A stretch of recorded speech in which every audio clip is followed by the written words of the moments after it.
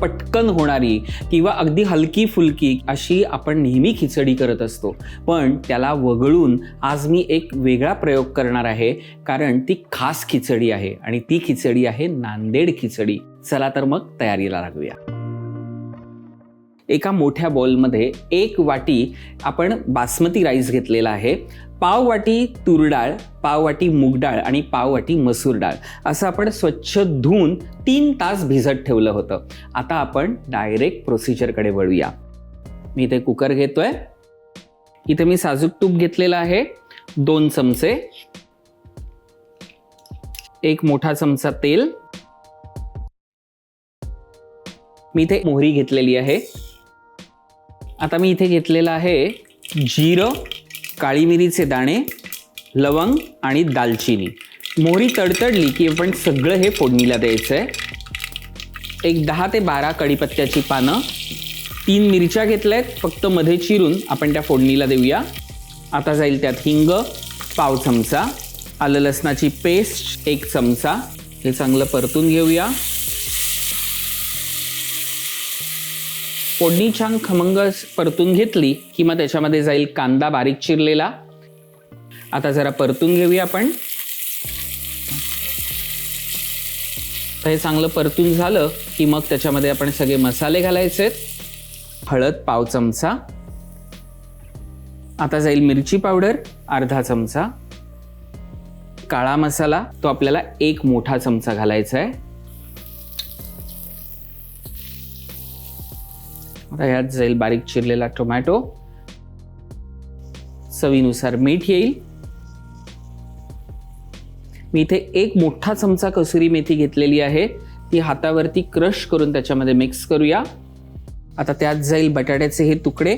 मी सालासकट बटाटा घेतलेला आहे, तुम्ही सालं काढून घेतलीत तरी चालू शकतील आणि मी छोट्या फोडी केलेल्या आहेत त्या आपण सगळ्या ह्याच्यात घालूया. मी इथे मटार घेतलेले आहेत. मी इथे गाजराचे तुकडे करून घेतलेले आहेत, ते याच्यामध्ये ॲड करूया. आता पुन्हा एकदा सगळं मिक्स करायचं आहे.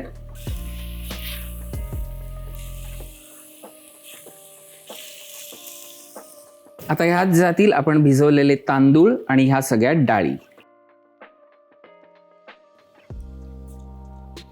आता आपण त्यात बारीक चिरलेली कोथिंबीर पण घालायची आहे. मी इथे लिंबू घेतलंय, तेही थोडंसं आपल्याला पिळायचं आहे, म्हणजे काय होतं की जेव्हा आपण खिचडी करतो ना राईस छान फुलतो. मिक्स करूया.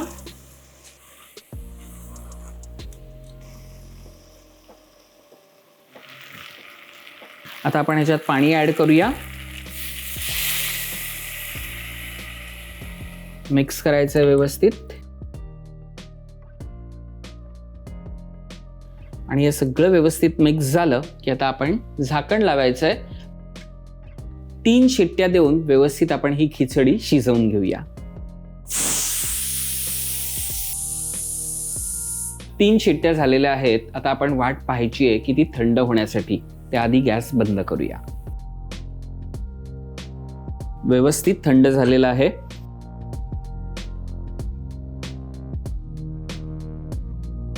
वेळ न घालवता पटकन छान सर्व करून घेऊया. अप्रतिम अशी झालेली खिचडी, म्हणजेच ही नांदेड झणझणीत खिचडी. जरूर ही खिचडी ट्राय करा आणि ट्राय केल्यानंतर आम्हाला कळवायला मात्र विसरू नका की ही खिचडी तुम्हाला आवडली की नाही ते. रुचकर मेजवानी हा आपला चॅनल लाईक, शेअर आणि सबस्क्राईब जरूर करा. वाह, अप्रतिम झणझणीत गरमागरम अशी ही खिचडी मला खूप आवडली आहे. तुम्हाला देखील नक्की आवडेल. पुन्हा भेटूया पुढच्या भागात.